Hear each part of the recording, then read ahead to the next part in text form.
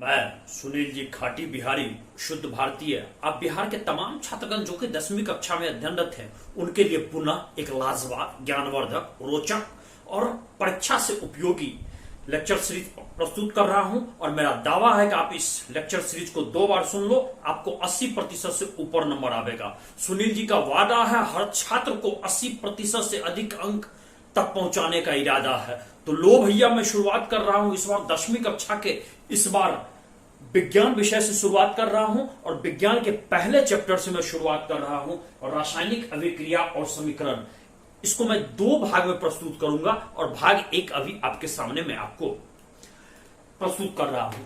और आप इसे 2 बार सुन लो और यहां समझ लो, आपको फिर न किसी किताब की जरूरत, न कहीं और जाकर के पढ़ने की जरूरत। और आपको बेहतरीन, और जब तक आप कब्र पर नहीं पहुंचोगे, जब तक आप दुनिया में रहोगे, तब तक आपके ये दिमाग और आपके हृदय में ये कॉन्सेप्ट आपका फिट हो जाएगा। आज शुरुआत करता हूं सामान्य इसमें रासायनिक अभिक्रिया, जिसको हम लोग केमिकल रिएक्शन भी कहते हैं। तो केमिकल रिएक्शन का दैनिक जीवन में कुछ घटनाएं के बारे में जानते हैं। आप एक कांटी ले लो, आप एक लोहे का रॉड ले लो और इसको आप शीत में छोड़ दो, बारिश में छोड़ दो। उस स्थिति में आप देखोगे कि लोहे की कील हो या तावा हो, जिस पर रोटी आप बनाते हो, उजला रंग का तावा यदि है लोहे का, और फिर आप ले लो कि एक रॉड ले लो, और यदि वहां पर बारिश हो रही है या आर्द्र मौसम है, कुछ दिन के बाद देखिएगा उस पर जंग लग जाती है। ये क्या है? ये क्या है? एक अभिक्रिया हुई। अभिक्रिया हुई, उस पर आपको कह सकते हैं कि रासायनिक अभिक्रिया के बाद एक भूरा रंग का देखिएगा परत चढ़ जाएगा। तो परत चढ़ जाएगा ये भी। और आपको रासायनिक अभिक्रिया के बारे में कहते हैं, आप तरह तरह का भोजन करते हो, आप खाते हो, रोटी खाते हो, सब्जी खाते हो, तरह तरह का भोजन खाते हो, फिर ये शरीर में पच कैसे जाता है, फिर आपके इनसाइड जाता है कैसे? आप भीतर में देखिएगा कई प्रकार के आपके पाचक रस हैं। पाचक रस उसको पचा जाते हैं। चाहे आप बादाम खाओ, चाहे सेव खाओ, चाहे नारंगी खाओ, चाहे चावल खाओ, चाहे दाल खाओ, कुछ भी खाओ, उसको पचा देता है। शरीर में जितनी ऊर्जा की जरूरत है वो आपको शरीर को पहुंचा देता है। और बाकी आपके मूत्र, या इसको हम कह सकते हैं कि आपके शौच के माध्यम से निकल जाता है। तो ये भी एक अभिक्रिया है।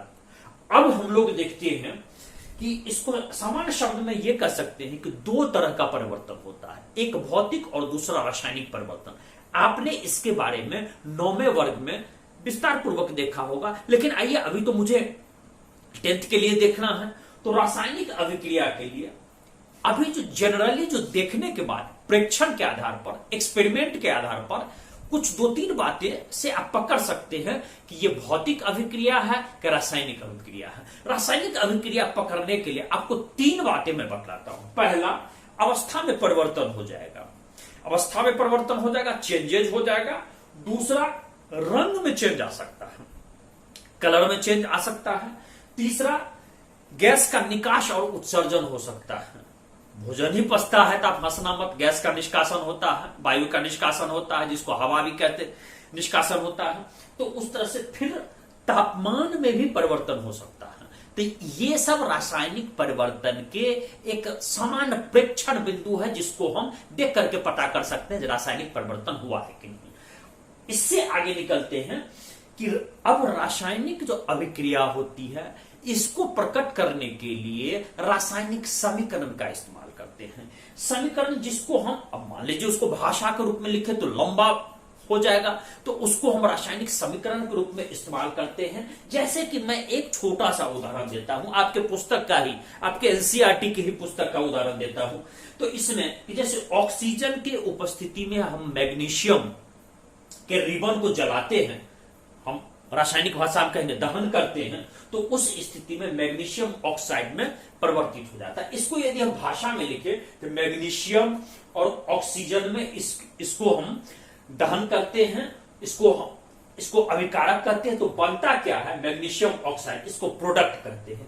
लेकिन यदि हम इसको लिखेंगे बड़ा हो जाएगा, और बार बार लिखेंगे तो बार बार लिखना पड़ेगा, बोरिंग होगा। तो इसको हम लोग संक्षिप्त विधि से मैग्नीशियम का हम लोग जिससे इसको प्रकट करते हैं तो Mg+O2 डाल दिए और इससे जो प्रोडक्ट बना वो मैग्नीशियम ऑक्साइड बना। तो इस और ये बीच में जो तीर है ये हमको ये बतलाता है कि रासायनिक अभिक्रिया हुई। तो ऐसे ही हम लोग तो तीर के बाएं दाएं परमाणु की संख्या आप देखिएगा तो अभी आप देख लीजिए कि इसमें तीर के यदि बाएं दाएं देखिएगा तो बाएं तरफ देखिए ऑक्सीजन 2 है और यहां कितना है, 1 है। तो ऑक्सीजन 2 है, यहां 1 है, इसका मन ये बैलेंस्ड नहीं है, संतुलित नहीं है, ये इक्वलाइज नहीं है। तो उस स्थिति में हम लोग कहेंगे कि इसको कंकाली समीकरण कहते हैं। मोटा मोटी स्ट्रक्चर डाला हुआ कंकाली, नरक, जिसको नरकंकाल शब्द सुने होगा ना, कंकाल स्केलेटन डाला हुआ है। चूंकि हम लोग जानते हैं, आपने देखा होगा 9th में कि उसका कहना है कि समीकरण के दोनों तरफ द्रव्यमान संख्या बराबर होते हैं, लेकिन यहां तो बराबर नहीं है, इसलिए हम इसको स्केलेटन कंकाली समीकरण कहेंगे। कंकाली समीकरण किसको कहेंगे, जल्दी बोल दिनेश, कंकाली समीकरण उसको कहते हैं जो दोनों तरफ बैलेंस नहीं। आओ भैया आगे देखते हैं तो संतुलित समीकरण का महत्व। तो आपने 9th क्लास में पढ़ा था, पूर्व में पढ़ा है कि किसी भी रासायनिक अभिक्रिया में द्रव्यमान न तो जनरेट होता है, पैदा होता है, और ना ही विनाश होता है। तो ये आपने 9th में पढ़ा कि द्रव्यमान ना पैदा होगा ना ही नुकसान होगा। तो उस स्थिति में दूसरा शब्द में हम ये कह सकते हैं कि पहले और बाद, रासायनिक अभिक्रिया के पहले घटित होने के और रासायनिक अभिक्रिया घटित होने के बाद, इन दोनों की स्थिति में प्रत्येक तत्व की परमाणु संख्या समान होनी चाहिए, सेम होनी चाहिए। इसी के लिए हम लोग इक्वेशन को इक्विलिब्रियम फॉर्म में लाते हैं, इक्वेशन को बैलेंस करते हैं, संतुलित करते हैं। तो अब हम यहां पर देखना चाहते हैं कि जैसे एक और उदाहरण देना चाहता हूं कि जिंक आइए और सल्फ्यूरिक अम्ल, जिंक को हम सल्फ्यूरिक अम्ल के साथ रिएक्शन कराते हैं, रासायनिक अभिक्रिया कराते हैं, तो जिंक सल्फेट और हाइड्रोजन ये हमको बनता है। इसी को हम यदि रासायनिक समीकरण के रूप में लिखें तो इसको हम छोटा Zn प्लस H2SO4, जिंक को हम लोग शॉर्ट फॉर्म में Zn लिखते हैं और सल्फ्यूरिक अम्ल का सूत्र होता है H2SO4 और इससे बनता है जिंक सल्फेट ZnSO4, इसको हम रासायनिक सूत्र में लिखते हैं और हाइड्रोजन का H2 हुआ, तो ये बनता है। लेकिन संयोग देखिए, यहां पर आपका मुकद्दर देखिए कि जिंक का 1 है तो यहां भी 1 है, SO4 1 है, तो आप यहां पर देखो कि जैसे हम ये जिंक 1 है तो ठीक, यहां भी जिंक 1 इसके अणु है, यहां H2 के भी आप देख लो 1 अणु है, तो यहां इसके भी 1 अणु है। SO4 को देख लो, यहां इसके 1 अणु है, तो यहां इसके भी 1 अणु है। इसका मतलब बैलेंस है, कहीं कोई दिक्कत नहीं।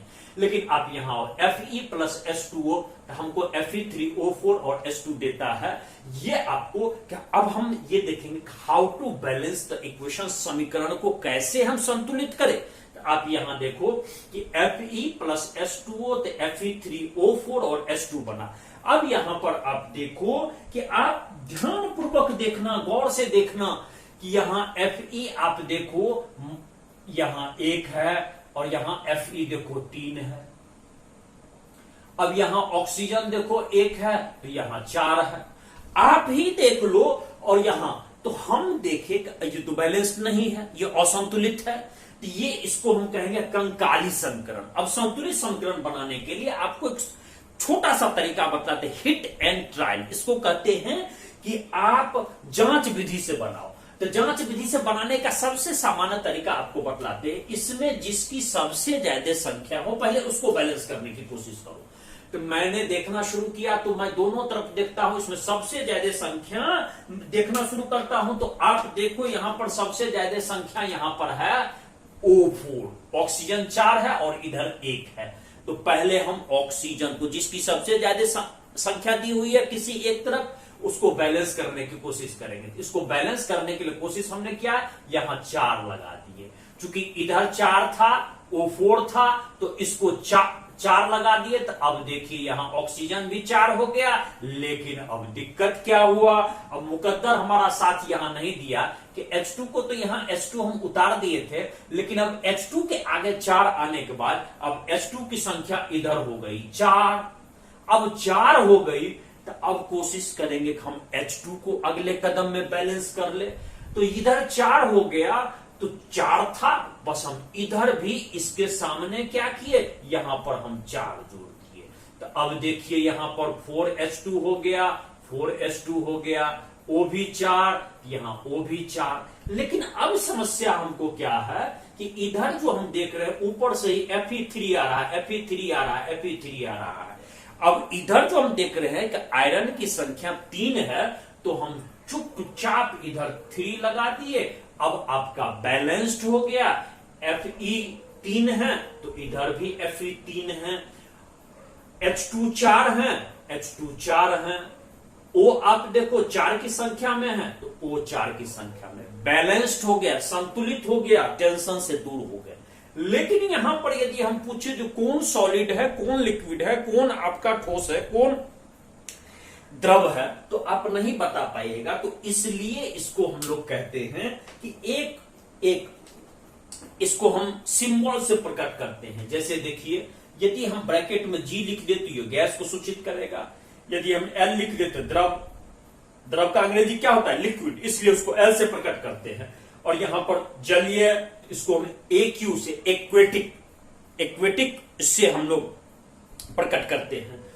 इसके बाद चले आइए, तो इसमें आप आइए, जैसे आप मछली को जो एक जल अति में रखेगा शीशा में, तो उसको हम लोग एक्वेरियम कहते हैं। एक्वेरियम माने जल के उसमें, तो जल के लिए भी ग्रीक में आप देखिएगा तो वो इसमें एक्वेटिक शब्द इससे आया है। अब ठोस का होता है सॉलिड, उसको हम एस से प्रकट करते हैं। तो जिसके साइड में एस लिखा रहेगा वो ठोस हो गया, जिसके साइड में एल लिखा रहेगा वो द्रव हो गया, जिसके साइड में जी लिखा होगा गैस हो गया, और जिसके साइड में आपका AQ लिखा रहेगा वो जलीय हो गया।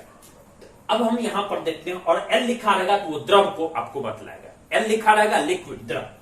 अब रासायनिक अभिक्रिया के प्रकार क्या है, तो रासायनिक अभिक्रिया में आप देखिए कि एक सामान्य सिद्धांत ये है कि रासायनिक क्रिया में किसी एक तत्व का परमाणु किसी दूसरे तत्व के परमाणु में नहीं बदल सकता, चेंज नहीं हो सकता है। दूसरा, न ही परमाणु मिश्रण के बाहर जा सकता है और न ही कोई बाहर से मिश्रण में आपको घुसेगा, माने बाहरी कोई, उसी में आपका संयोजन होगा, वियोजन होगा, उसी में होगा, लेकिन बाहर से नहीं आवेगा।